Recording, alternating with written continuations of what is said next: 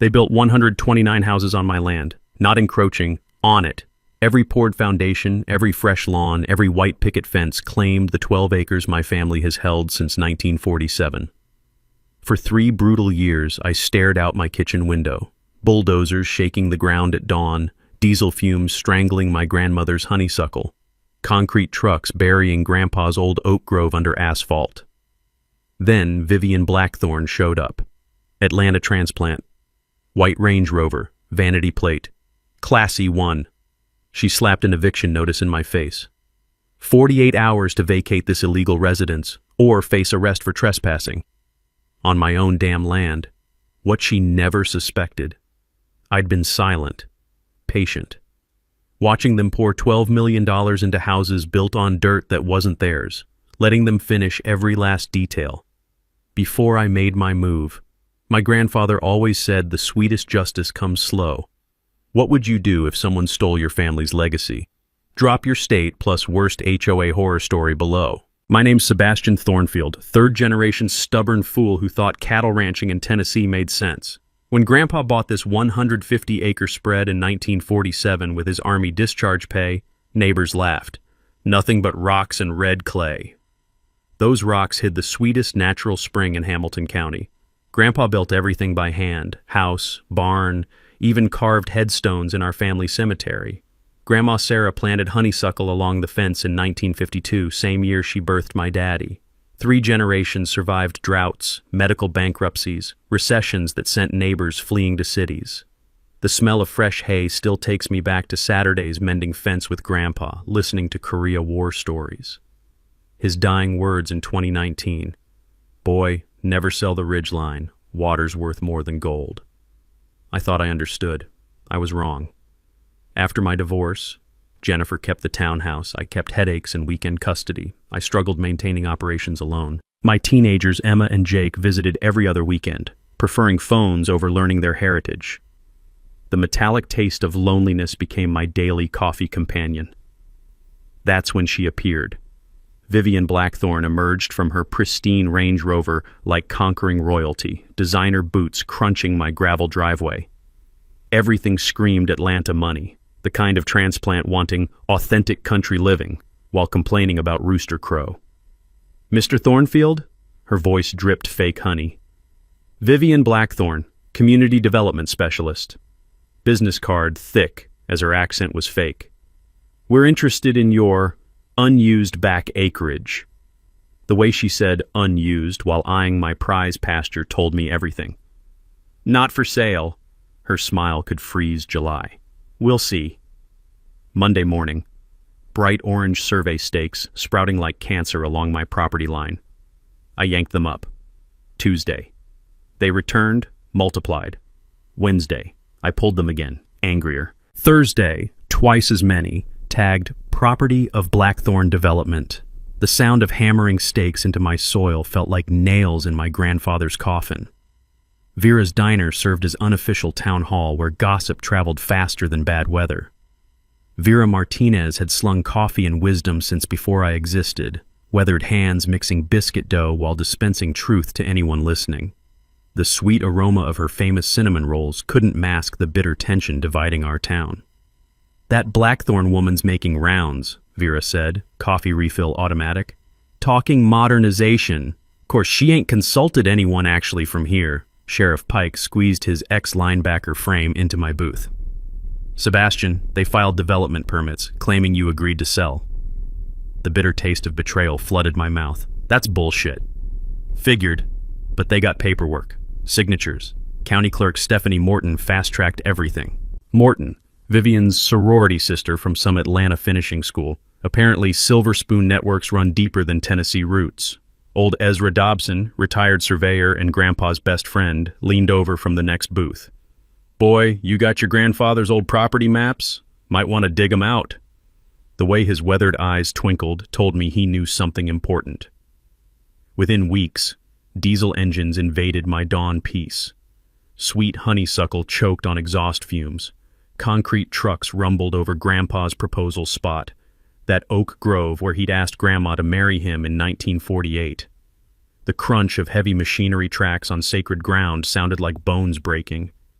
At the bank, loan officer suddenly demanded immediate payment on equipment I'd financed for 3 years. "New policy," he mumbled, avoiding eye contact. Funny how new policies appeared right after Vivian's husband Rex made community investments downtown. My ex-wife called, panic sharp in her voice. "It your show. Sebastian. People at Emma's school are saying you're mentally unstable, fighting development that'll help the community." Standing in Grandpa's cemetery that night, headstones reflecting moonlight, I remembered his words about old property maps. Maybe Ezra was right. Maybe there was something I'd overlooked. Sometimes the best revenge requires patience. Let them build their castle on my kingdom. I'd burn it down when they finished. 2 weeks later, the real show began. Rex Blackthorne, Vivian's developer husband, rolled into the county courthouse like he owned the place, which, considering the bribes flowing like Tennessee whiskey, he basically did. The man wore a $1,000 cowboy hat that had never seen honest work, boots so polished they could blind pilots. I discovered their game when massive earth-moving equipment arrived at my fence line at 5 a.m. on a Tuesday. The diesel roar jolted me from sleep, vibrating through my bedroom walls like an earthquake. Caterpillar bulldozers, excavators, concrete trucks, a mechanized army ready to devour my heritage. "Hold up there," I called to the foreman, a sun-weathered man who looked embarrassed to be breathing my air. "Sorry, Mr. Thornfield. Got work orders. County says this land belongs to Blackthorne Development now." The metallic taste of rage flooded my mouth, like sucking on old pennies while watching your childhood burn. At the courthouse, I found their masterpiece of fraud, a preliminary purchase agreement bearing my forged signature. The document claimed I'd sold development rights to the unused northeastern quadrant of my property, the exact land where my family cemetery rested, where our natural spring bubbled up from limestone depths. I'd seen this trick before during my divorce proceedings. Sarah Denver, my legal aid attorney, had warned me how developers exploit preliminary agreements to secure permits before actual purchase, betting landowners can't afford the legal war. She'd told me to always verify any document with my name on it, even stuff labeled preliminary paperwork. Smart advice that should have prepared me for this moment. County Clerk Stephanie Morton, Vivian's Alpha Phi sorority sister, had greased every bureaucratic wheel. Environmental impact study, waived. Water rights verification, skipped. Historical protection for my family cemetery, mysteriously overlooked, despite being registered since 1955. Their marketing materials made my stomach churn. Blackthorne Estates, 129 luxury homes starting at $485,000. Authentic Tennessee living with modern amenities. They were selling my grandfather's sweat as their luxury amenity package. Sarah Denver delivered the legal death sentence. Fighting this properly would take 3 years and cost $150,000 I'd never see again. "They're betting you'll fold," she said, coffee growing cold between us. "Most folks do. That's their business model." But while drowning in property records, something caught my attention that made my pulse hammer against my ribs. The original 1901 land grant mentioned mineral and water rights extending to natural boundaries established by seasonal creek flow. I remembered Grandpa's stories about Willow Creek changing course during the Great Flood of '94. On a hunch, I overlaid modern GPS coordinates with the historical survey.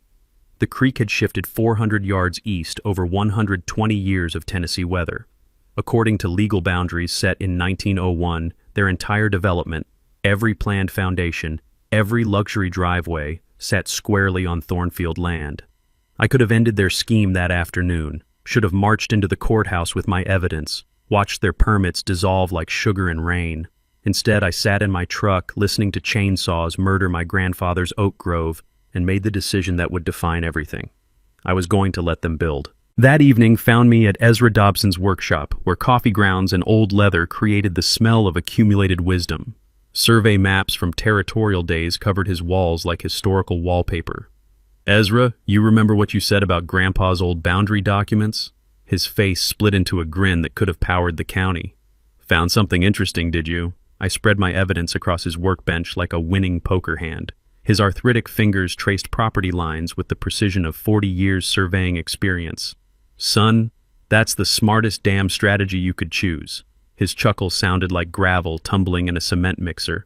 "Let them sink their fortune first. Your grandfather always said Thornfields were patient hunters. wait for the perfect shot. The genius crystallized. Document every crime, let them complete construction, then legal hammer them when they'd invested their entire net worth in houses built on stolen land. But Millbrook was splitting like kindling. Newcomers at Vera's Diner stopped talking when I entered, their excited whispers about rising property values turning to hostile stares. Longtime residents offered quiet support, but seemed terrified of public association with the crazy rancher. The acrid smell of fresh concrete now poisoned my morning coffee ritual. Heavy machinery vibrations rattled my grandmother's china collection, the same dishes she'd saved for Sunday dinners since 1952. Construction crews accidentally blocked my driveway twice weekly, forcing me to navigate cattle gates like some trespasser on my own land. Vivian launched psychological warfare with surgical precision. Anonymous complaints about unsightly agricultural structures flooded county offices, targeting the barn Grandpa built with Depression-era determination. Code enforcement suddenly demanded permits for buildings older than most county employees. The sound of ancient oaks falling felt like bones snapping in my chest, but I kept building my case, one photograph at a time. 3 months into construction, Vivian decided subtlety was for losers. She organized the Millbrook Improvement Committee, fancy name for a designer lynch mob. Their first meeting packed the community center with transplants clutching Starbucks and property assessments, all wondering why one stubborn hillbilly was blocking their slice of Tennessee paradise. We're addressing the agricultural situation, impeding community progress, Vivian announced from behind a podium wrapped in patriotic bunting. She'd swapped her Range Rover costume for calculated country chic, still designer, but now with fake folksy touches that fooled exactly nobody. The bitter taste of betrayal filled my mouth as neighbors I'd known since childhood suddenly found their shoes fascinating. Anonymous complaints multiplied like fire ants. Livestock odor violations appeared weekly, filed by folks whose million-dollar houses sat downwind from actual farms. Code enforcement suddenly obsessed over my barn permits from 1987, structures that had passed every inspection for 35 years without a single complaint. Then Harold Pembroke III oozed into town like an oil spill in a three-piece suit. His Mercedes looked like a funeral hearse with delusions of grandeur. The cease and desist letter he delivered read like a death threat wrapped in legal Latin. Immediate cessation of interference with legitimate development, cessation of harassment of construction personnel, cessation of breathing on my own damn property. The harassment went nuclear fast. Construction crews accidentally parked excavators across my driveway during morning chores, forcing me to army crawl through barbed wire to reach panicked cattle. Someone cut my fence 3 times in 1 week, clean cuts with bolt cutters, not weather damage. The sound of terrified cattle mixing with diesel engines would have shattered my grandfather's heart into 1,000 pieces. When my cattle wandered onto the construction site through the sabotaged fence, Vivian called animal control with Oscar-worthy performance. Dangerous livestock threatening worker safety. Immediate removal required. I watched through binoculars as she orchestrated the whole show from her climate-controlled Range Rover, never close enough to smell actual manure on those pristine boots. Animal control impounded my 16 best breeding cows. Emergency boarding, veterinary inspections, transportation fees, $3,200 vanished from my savings, money earmarked for winter feed. The financial noose was tightening exactly as planned. But while Vivian played small-town dictator, I was building something magnificent, an airtight federal case. My trail cameras captured every harassment incident in courtroom-quality HD. Time-stamped photos documented property damage, blocked access, systematic intimidation. During my divorce 3 years back, Jennifer's shark attorney had researched every possible way to devalue my land. I'd learned plenty about environmental law during those miserable months, how contamination lawsuits could bankrupt entire companies, how the EPA treated water violations like federal crimes. That knowledge paid off when I discovered Blackthorn's crew dumping contaminated runoff directly into Willow Creek. Orange-tinted sludge from concrete mixing, diesel fuel sheens, chemical toilet waste, all flowing downstream toward my family's spring, the same water source that had sustained 3 generations of thornfields. I filed contamination reports with every alphabet agency I could find: EPA, Tennessee Department of Environment, Hamilton County Health.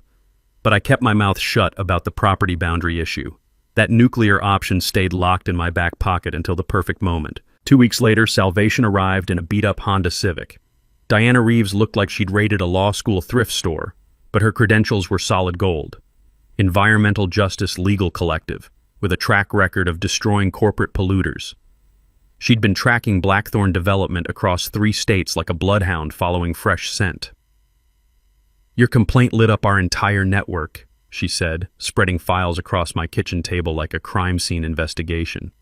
The sharp smell of fresh printer ink mixed with her gas station coffee as she revealed their pattern.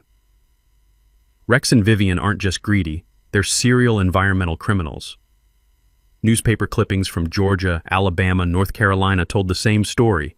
Elderly landowners bullied off ancestral property, small towns fractured by development wars, contaminated waterways that stayed poisoned long after the blackthorns moved to fresh hunting grounds. They target isolated rural landowners without legal resources, Diana explained, her voice carrying the weight of too many defeated families. Works like a charm. Usually. But they'd never tangled with a thornfield armed with 120-year-old boundary documents and the patience of a career hunter. The community pressure was demolishing my personal life. Jennifer's voice cracked with panic over the phone. "Sebastian, Emma's getting bullied at school. Parents are calling you mentally unstable. Maybe just take their money and disappear." My own children were paying for my principals, the cruelest cut of all. The local bank called my equipment loan, demanding immediate payment on machinery I'd financed without problems for 3 years.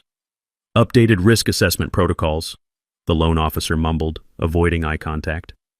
Funny how protocols updated right after Rex bought the bank president's house for 30% above market value. Standing in my empty pasture at dusk, watching my grandmother's honeysuckle choke on construction dust, I wondered if stubbornness was just pride wearing work clothes. Then Grandpa's voice echoed from the family cemetery. "Water's worth more than gold, boy." Time to prove the old man right. By month 6, Vivian quit playing games and went straight for my throat. Blackthorn Development filed an eminent domain lawsuit claiming my land was essential public infrastructure, specifically a water treatment facility for their luxury development. The irony burned like cheap whiskey, stealing my land to process water from the spring they'd already stolen. Their strategy was corruption wrapped in patriotism. Partner with Millbrook City Council to rezone my property as critical municipal infrastructure, force a below-market sale for the greater good. Mayor Thompson, whose campaign Rex had bankrolled with suspicious timing, called it progress benefiting all citizens. All citizens except the one who actually owned the damn place. The Millbrook Gazette published a front-page character assassination that read like Vivian's personal diary. "Selfish rancher blocks affordable housing." The article painted me as a greedy land hoarder, preventing working families from achieving homeownership. Somehow they forgot to mention these affordable homes started at $485,000. Vivian's social media warfare would have impressed military strategists. Overnight, Facebook groups sprouted like poison ivy. Millbrook housing crisis, stop agricultural monopolies, progress over privilege. Sock puppet accounts spread coordinated lies about my mental health, my divorce proceedings, my dangerous obsession with blocking community improvement. The disinformation campaign was surgical in its precision. Anonymous posts claimed I'd threatened workers with shotguns, been institutionalized during my breakdown, kept diseased cattle endangering public health. Every fabrication designed to destroy my credibility before courthouse doors opened. The sweet aroma of fresh-cut pine from their nearly finished houses drifted across my fence line like expensive perfume mocking a funeral. Luxury homes rose from stolen soil like monuments to successful theft, each foundation another shovelful of dirt on my grandfather's grave. Weekend protesters gathered outside my gate, transplants holding professionally printed signs reading, "Housing crisis equals your fault," and "One man's greed hurts everyone." Most had never driven past my property before construction started, but suddenly I was Hitler blocking their American dream. Standing among weathered headstones in my family cemetery, feeling 3 generations of Thornfield ghosts pressing down like mountain air, I nearly broke. Maybe surrender made sense. Take whatever settlement they offered. Save my kids from social destruction consuming their teenage years. That's when I found my nuclear weapon. Sorting through Grandpa's ancient survey documents for the 100th time, I discovered something hidden inside a manila envelope yellowed like old tobacco leaves. An addendum to the original 1901 land grant, signed by the territorial governor in faded fountain pen ink, including all subsurface mineral and water rights in perpetuity, extending to natural boundaries established by seasonal creek flow, with exclusive usage rights for landowner and lawful heirs. My hands trembled reading those words. The creek had shifted over 120 years, but water rights were eternal. Every drop flowing through Blackthorn's development legally belonged to me. They'd built 129 houses without water access, worthless shells on stolen ground. But here's where it got beautiful. Tennessee water law was older than dirt and twice as unforgiving. I'd researched this stuff during my divorce when Jennifer's attorney tried claiming half my mineral rights. Without documented water access, no bank would finance mortgages, no insurance company would write policies, no utility would provide service. Diana Reeves broke every speed limit reaching my place after I called. Her beat-up Honda kicked up gravel clouds as she raced toward what she later called the holy grail of environmental justice cases. "Sebastian, this isn't just a lawsuit, it's corporate genocide," she said, spreading documents across my kitchen table like a general planning D-Day. "Boundary violations plus water theft plus environmental crimes equals total annihilation." But victory felt hollow when my children paid the price. Emma sobbed over the phone. "Dad, nobody talks to me anymore. They say you're crazy, that you're ruining everyone's lives for money." Jake stopped visiting completely, too embarrassed by his father's transformation into the town villain. Jennifer's voice carried Arctic fury. "You're sacrificing our children's futures for your ego. Take their settlement and move somewhere nobody knows you." Even Vera seemed distant, refilling my coffee with mechanical politeness instead of her usual warmth. The diner conversation stopped when I entered, former friends suddenly fascinated by their breakfast plates. Then the violence escalated beyond intimidation. Anonymous letters described my upcoming accident in disturbing detail. Equipment malfunctions were so common on farms, after all. Someone spray-painted "Die Hermit" across my barn in blood-red letters visible from the county road.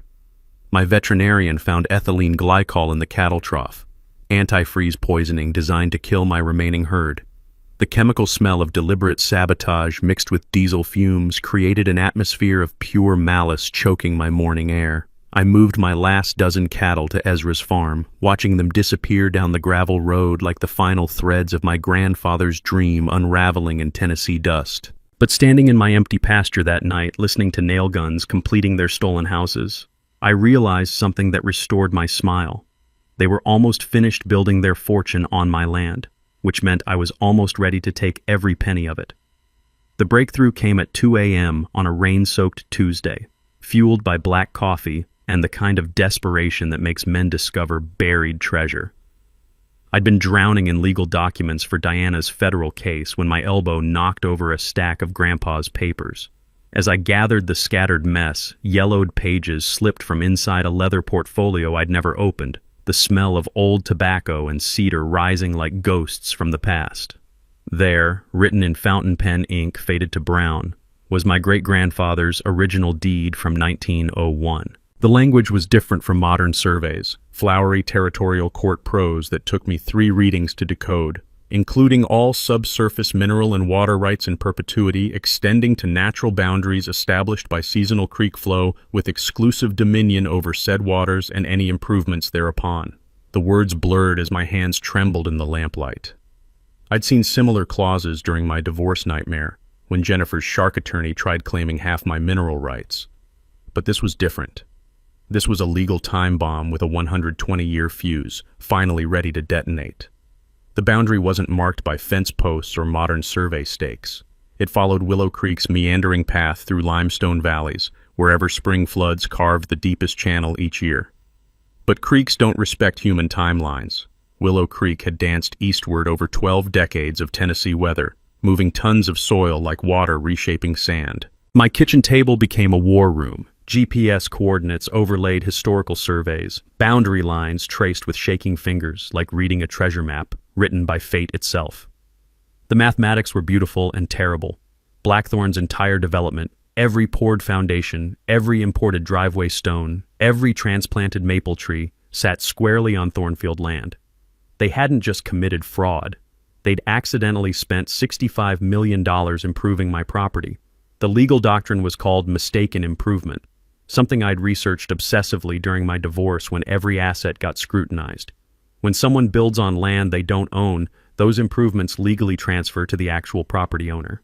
It's designed to prevent exactly this kind of theft. Diana's Honda headlights pierced pre-dawn mist like justice arriving in a beat-up chariot. When I showed her the documents, her coffee mug slipped from nerveless fingers and exploded against my kitchen floor, ceramic shards reflecting lamplight like scattered stars. "Sebastian, do you understand what you're holding?" Her voice cracked with the kind of excitement lawyers dream about their entire careers. "Under Tennessee property law, every structure built on your land belongs to you. Every house, every utility connection, every decorative fountain in their clubhouse." The legal nuclear option was perfect.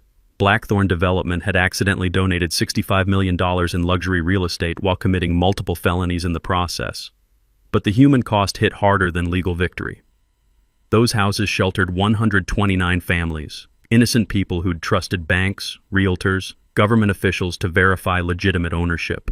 Children sleeping in bedrooms built on stolen land, parents paying mortgages for houses they'd never legally own. "What happens to the families?" I asked, the bitter taste of responsibility coating my tongue. Diana's expression softened like a prosecutor discovering the defendant was actually innocent. "That depends on your conscience. You could claim immediate ownership, evict everyone, auction the properties for maximum profit, or become their landlord, offer long-term leases at fair market rates, protect innocent buyers while financially destroying the criminals who created this nightmare." Suddenly, my grandfather's cryptic final words made perfect sense. The old surveyor had known about the boundary discrepancy for 60 years. Professionals don't miss 400-yard errors by accident. He'd waited decades for someone to make this exact mistake, betting that greed would eventually outsmart patience.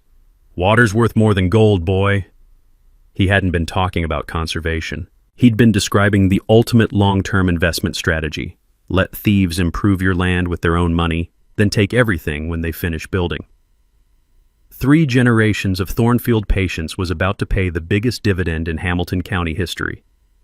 Dawn broke like divine judgment as Diana and I orchestrated the most beautiful legal annihilation in Tennessee history. Her laptop glowed against my kitchen table, casting blue light over documents that would destroy corporate criminals while protecting innocent families. Fresh coffee mixed with the metallic taste of approaching victory, sweet as grandmother's honeysuckle before Vivian's machines murdered it. "Three-pronged simultaneous attack," Diana said, fingers dancing across keys like a concert pianist performing vengeance. "Civil property lawsuit, federal RICO charges, environmental prosecution. Hit them from every angle so they can't coordinate defenses or buy their way out." She'd assembled a legal SWAT team overnight, property specialist Rebecca Martinez, federal prosecutor David Kim, who made corporate lawyers soil themselves, environmental attorney Sarah Goldstein, whose courtroom reputation preceded her like battlefield legend.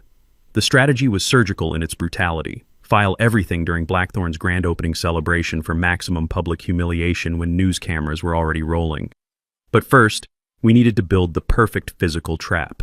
The water rights discovery was our nuclear option, but it needed theatrical presentation for devastating impact.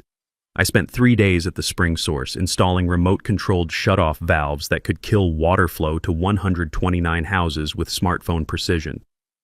During my divorce research, I'd learned fascinating details about Tennessee water law, stuff most people never consider until they're fighting over assets. Whoever controls the natural source controls everything downstream, dating back to territorial settlement when water meant survival or death.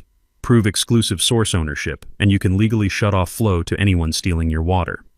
The technical setup was elegantly simple. Industrial-grade valve system, waterproof remote controls, backup battery power in case they tried sabotage. Cost me $3,200 from my dwindling savings, but the investment would return millions in satisfaction alone. Diana coordinated media strategy like Napoleon planning Waterloo. Her contact at News Channel 5, investigative reporter Jennifer Walsh, had been stalking Blackthorn Development corruption across 4 states. The story was journalist catnip, Small Town David versus Corporate Goliath, environmental crimes, federal corruption, visual drama. Exclusive evidence access in exchange for live coverage during arrests, Diana explained. When Vivian gets handcuffed on camera, it becomes national news. Nothing destroys corporate criminals like public humiliation. Social media live streaming provided backup if traditional media chickened out. Modern justice required public witnesses. Courthouse battles weren't enough when criminals bought judges like baseball cards. I rallied my remaining allies for the final assault. Sheriff Pike agreed to coordinate federal arrests, his loyalty to my family outweighing political pressure from Blackthorn bribes. Sebastian, your grandfather saved my daddy's farm during the '73 drought. Time to return the favor. Vera transformed her diner into resistance headquarters, organizing longtime residents tired of watching transplants destroy our community. The smell of bacon grease and righteous anger created an intoxicating atmosphere of pending justice. Ezra provided unshakable historical testimony about property boundaries, his 4 decades surveying experience giving my grandfather's deed courtroom credibility that money couldn't buy. The emotional preparation cut deeper than legal strategy. Hours in my family's cemetery, explaining everything to weathered headstones that had witnessed a century of Thornfield struggles. Grandfather's grave seemed to radiate approval, the patient hunter finally seeing his perfect trap spring shut after 60 years of waiting. Writing letters to Emma and Jake felt like performing surgery on my own heart. How do you explain to teenagers that their father's obsession protected their inheritance, not destroyed their social lives? How do you apologize for choosing justice over their immediate happiness? Dad, I get it now, Emma had whispered during our last phone call. You're not fighting them. You're fighting for us. The financial calculations were staggering but satisfying. Diana estimated $65 million in stolen real estate plus $25 million punitive damages for environmental and corruption crimes. Money that would fund college educations, conservation easements, community development projects that actually benefited locals instead of Atlanta transplants. But the real treasure was justice. Watching Vivian face federal prison while her victims received compensation would be worth more than all her husband's blood money. The night before grand opening, sleep was impossible. Walking empty pastures under starlight, listening to night sounds that had serenaded 3 generations of my family, I felt ancestral expectations settling on my shoulders like inherited responsibility. Tomorrow would either vindicate everything grandfather taught about patience and principle, or complete my transformation into the town-crazy hermit. Diana's final instructions echoed in memory. Let them celebrate. Let Vivian give her speech about community improvement and authentic living. Let cameras roll and champagne flow. Then we shut off their water and reveal who owns their paradise. The plan was flawless, evidence was bulletproof, media was positioned. All that remained was watching entitled criminals realize they'd built their empire on quicksand. And quicksand was hungry for everything they'd stolen. Standing at my grandfather's headstone, I whispered the promise I'd made 3 years ago. Tomorrow, old man. Tomorrow we finish what you started. Justice flows downhill like spring water seeking its natural level. Some laws are older than corruption, deeper than money. Tomorrow, Tennessee would remember. With grand opening 1 month away, Vivian's desperation reached psychotic levels. The private investigator she hired looked like he'd crawled from under a bridge. Greasy hair, cheap suit, the kind of man who'd sell his mother's medical records for cigarette money. He approached me at Vera's diner with a manila envelope thick as a phone book. Sebastian Thornfield? Name's Dale Winters, private research specialist. His handshake felt like touching wet clay. Mrs. Blackthorn commissioned a comprehensive background investigation. Interesting findings about your financial difficulties. The envelope contained 3 years of my financial records, bank statements, divorce proceedings, medical bills from my dad's cancer treatment. Information no legitimate investigator could have obtained without breaking federal privacy laws. Seems you owe considerable money, Winters continued, coffee breath mixing with cheap cologne. Might be wise accepting Mrs. Blackthorn's generous settlement offer before these documents become public knowledge. The threat was crystal clear. Accept their buyout or face financial humiliation designed to destroy my credibility before any courthouse battle. But Vivian's bribery campaign was just beginning. Rex approached county commissioners with community improvement donations, $50,000 cash payments disguised as charitable contributions to their favorite nonprofits. Commissioner Bradley suddenly needed new permits expedited for his brother's construction company. Commissioner Santos discovered her husband's contracting business winning lucrative county projects. The corruption spread like cancer through local government. They tried bribing the EPA inspector investigating their water contamination. Envelope full of cash delivered to his hotel room by a woman who looked suspiciously like Vivian wearing dark sunglasses. My trail cameras captured the entire transaction from across the parking lot. When subtle corruption failed, they escalated to direct financial warfare. Vivian showed up at my ex-wife's real estate office with an offer that made Jennifer's eyes light up like Christmas morning, $50,000 cash to testify about my unstable mental condition during divorce proceedings. Character assassination designed to undermine my competency before federal court.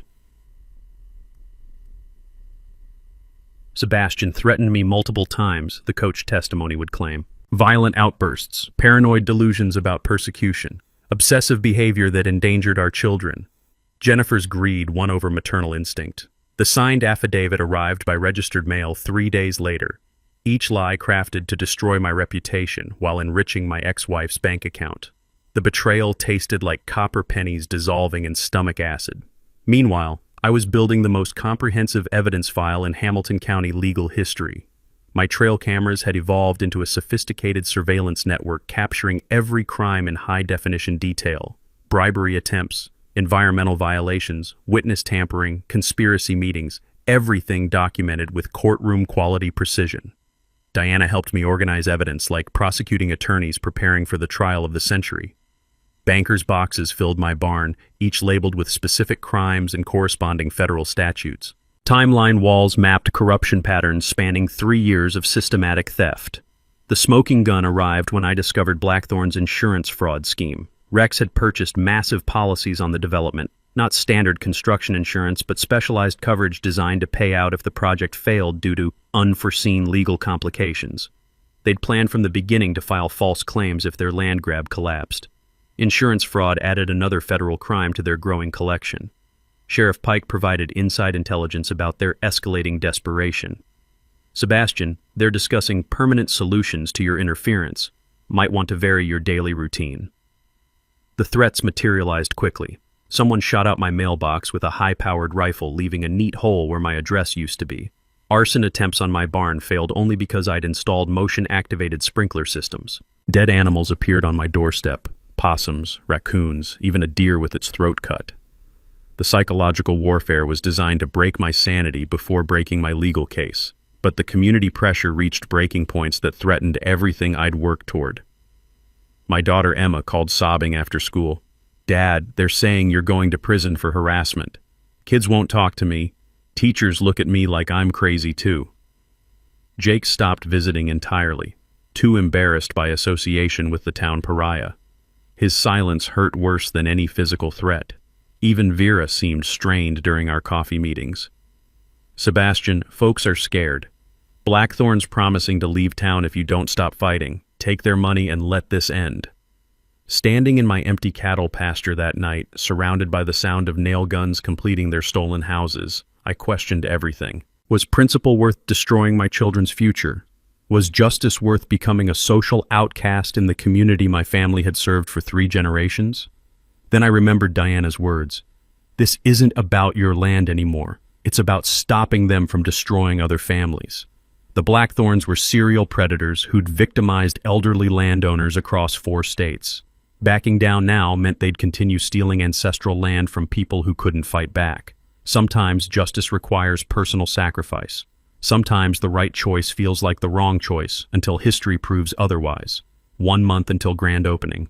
1 month until the most satisfying legal destruction in Tennessee history. The violence escalated beyond intimidation into attempted murder.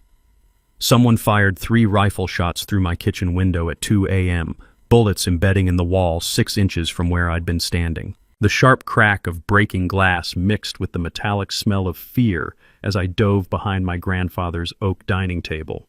Sheriff Pike found .30-06 brass casings in the tree line, suggesting professional marksmanship rather than random vandalism. "Sebastian, They're not playing games anymore. Consider protective custody. But protective custody meant abandoning the land my family had died protecting. The arson attempt came 2 nights later, gasoline-soaked rags thrown against my barn while I slept. Only the motion-activated sprinkler system I'd installed prevented total destruction, water cascading from the rafters like mechanical tears mourning what almost burned. The acrid smell of gasoline mixed with wet hay created an atmosphere of pure malice that lingered for days. My remaining cattle, now moved to Ezra's farm for safety, were found poisoned with industrial antifreeze, their bodies contorted in agony beside water troughs that reeked of ethylene glycol. 12 head of prize breeding stock worth $40,000 murdered to send a message about what happened to stubborn ranchers. But federal investigators were building their own case against Blackthorn corruption. FBI agent Martinez arrived in an unmarked sedan that looked like every government car ever manufactured, the kind of vehicle designed to blend into parking lots while gathering evidence for RICO prosecutions. Mr. Thornfield, we've been monitoring Blackthorn development across multiple jurisdictions. Your documentation provided the final pieces we needed. She spread surveillance photos across my kitchen table like playing cards revealing a winning hand. Rex and Vivian weren't just corrupt developers. They were career criminals who'd perfected land theft across 4 states: Alabama, Georgia, North Carolina, now Tennessee. Always the same pattern: target isolated rural property, bribe local officials, intimidate landowners, steal ancestral land for luxury development. They've stolen $127 million in property over 8 years, Agent Martinez explained. Your case gives us jurisdiction for federal prosecution under RICO statutes. The pattern was sickeningly consistent. Elderly farmers pressured to sell family land, environmental laws ignored, wetlands destroyed, aquifers contaminated, communities divided, families displaced, local governments corrupted by development money. I wasn't their first victim, but I'd be their last. The environmental bombshell arrived via overnight courier from EPA headquarters. Water testing revealed Blackthorn had contaminated the entire regional aquifer serving 3 counties. Chemical runoff from construction, illegal dumping of industrial waste, deliberate destruction of protected wetlands. Cleanup costs were estimated at $47 million, money Blackthorn development didn't possess. The contamination included destruction of endangered salamander habitat dating to prehistoric times. Species extinction added federal wildlife violations to their growing criminal portfolio, but my property contained the only uncontaminated water source in Hamilton County, making my spring rights worth more than the houses they'd built stealing it. Vivian's psychological breakdown accelerated as federal pressure mounted. She appeared at town meetings ranting about outside agitators and government overreach, her designer composure cracking like expensive makeup in Tennessee heat. The woman who'd arrived in a pristine Range Rover now drove a mud-splattered pickup truck, trying to convince locals she understood their struggles. Rex started liquidating assets faster than a cocaine dealer expecting federal raids. Luxury cars disappeared from their driveway, replaced by moving trucks hauling furniture toward state lines. Swiss bank account withdrawals triggered federal monitoring systems designed to catch money laundering. They knew the walls were closing in. The insurance fraud discovery provided the final nail in their corporate coffin. Diana found Rex's policy applications buried in county records. $89 million coverage specifically designed to pay out if development failed due to unforeseen legal complications. They'd planned from day one to steal land, build houses, then collect insurance money when their scheme collapsed. Federal insurance fraud carried mandatory minimum sentences measured in decades, not years. My family relationships reached their lowest point as grand opening approached. Emma called, crying, "Dad, Mom says you're going to prison and we'll lose everything. She says you're choosing revenge over your children." Jennifer's manipulation was masterful, turning my quest for justice into selfish abandonment of parental responsibility. But I couldn't explain federal cooperation without compromising the investigation. The isolation was suffocating, eating alone while construction crews celebrated completing their final houses, sleeping with loaded shotgun beside my bed, checking trail cameras each morning for evidence of new sabotage attempts. Even Ezra seemed worried during our evening conversations.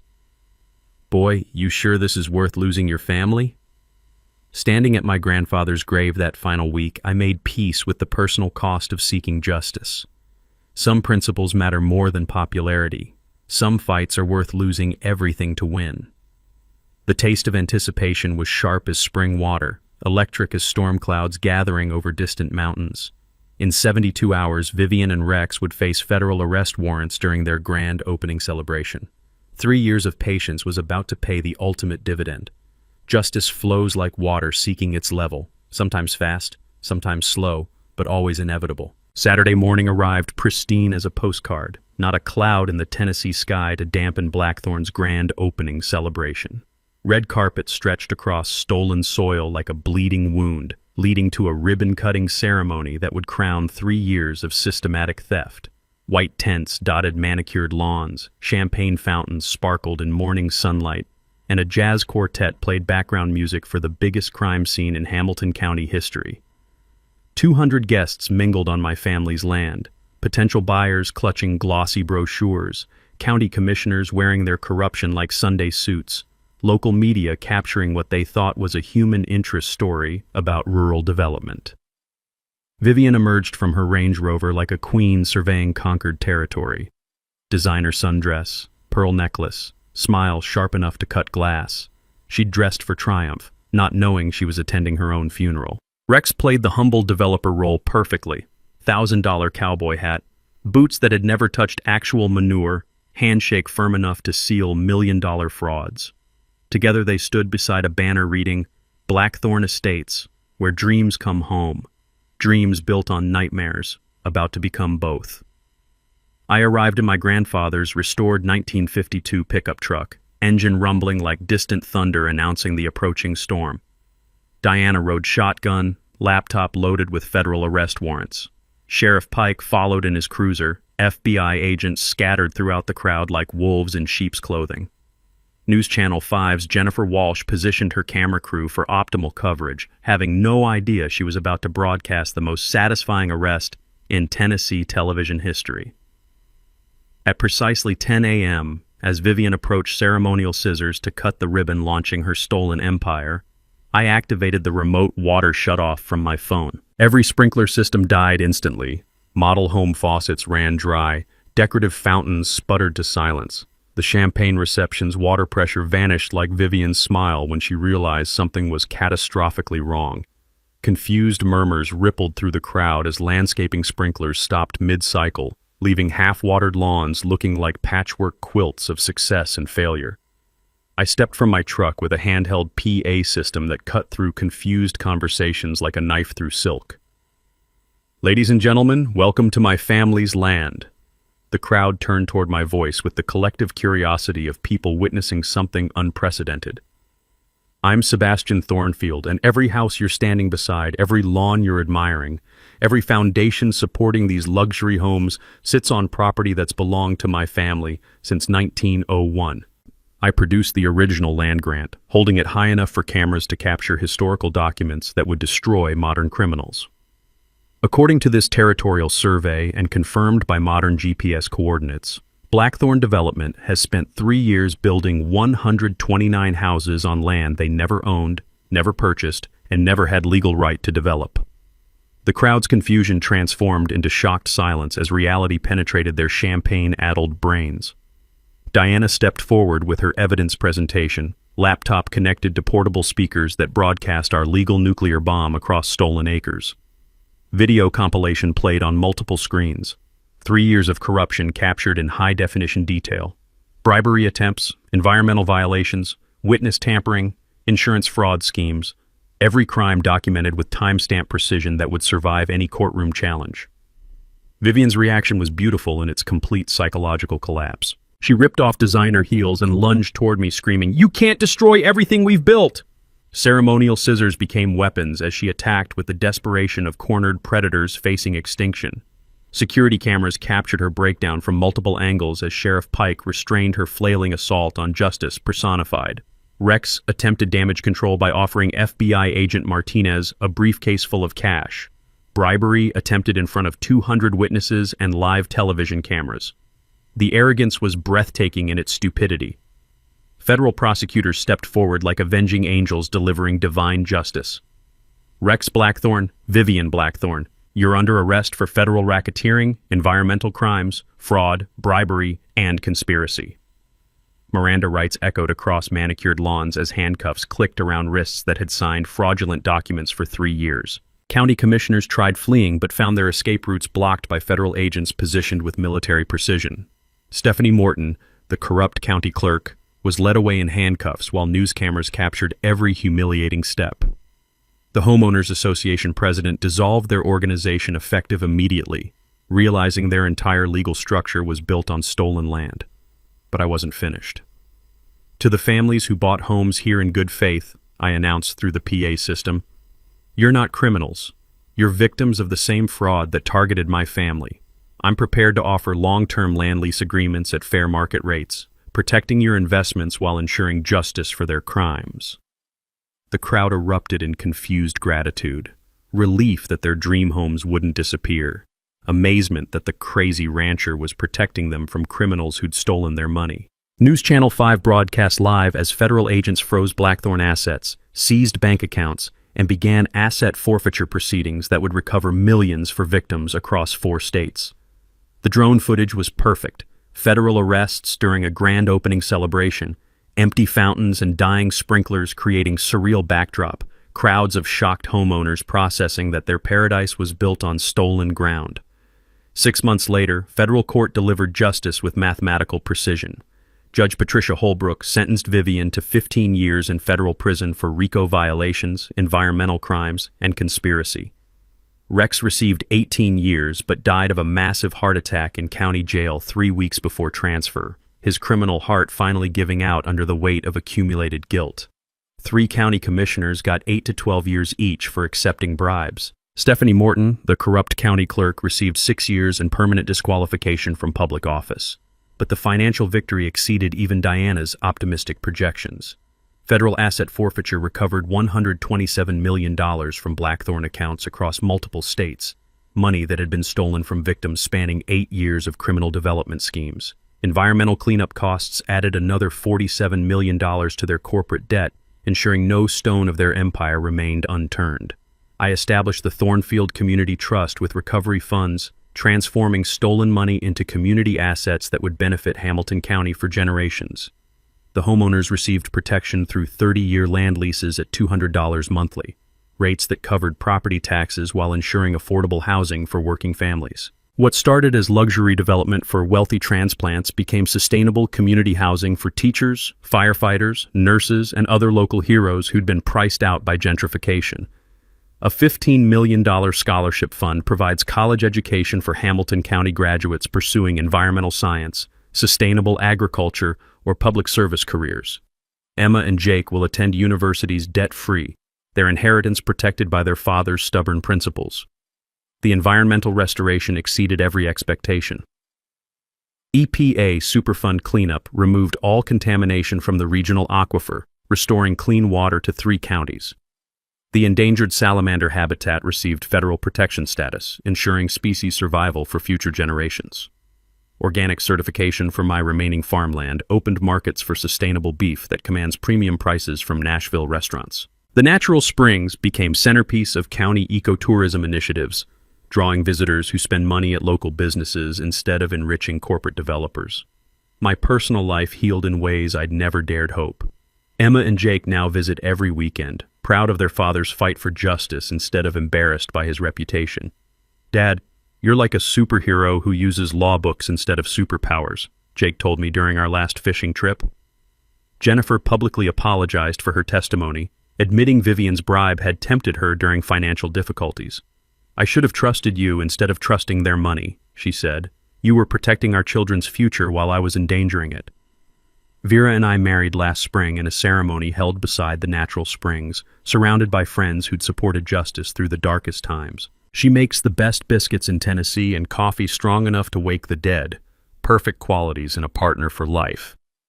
The annual Thornfield Springs Festival celebrates local agriculture, environmental conservation, and community resilience. Farmers markets every Saturday provide income for rural families while connecting urban consumers with sustainable food sources. A youth conservation corps teaches environmental stewardship to teenagers, ensuring the next generation understands the connection between clean water and community survival. But the larger impact reaches beyond Hamilton County boundaries. My case became required study material in property law schools, demonstrating how patience and documentation can defeat corporate corruption. Environmental groups use our victory as template for fighting illegal development nationwide. Federal legislation strengthened protections for rural landowners, making it harder for developers to exploit isolated communities through bribery and intimidation. The Thornfield Act requires federal oversight of any development project involving disputed property boundaries. Standing at my grandfather's grave each sunset, I report community progress to weathered headstones that witnessed a century of family struggles. We did it, old man. Water was worth more than gold, just like you said. The practical takeaways for anyone facing similar battles are simple but powerful. Document everything, verify property boundaries professionally, understand that water rights often matter more than surface ownership, and remember that federal agencies have resources local courts lack for fighting systematic corruption. Sebastian's victory proves that patience, preparation, and principle can defeat even the most corrupt opponents. By letting enemies invest everything before revealing their fatal errors, he turned their greed into his greatest asset. The Thornfield Springs community stands as living proof that sometimes the best revenge is letting justice flow like water seeking its natural level, persistent, inevitable, and ultimately triumphant.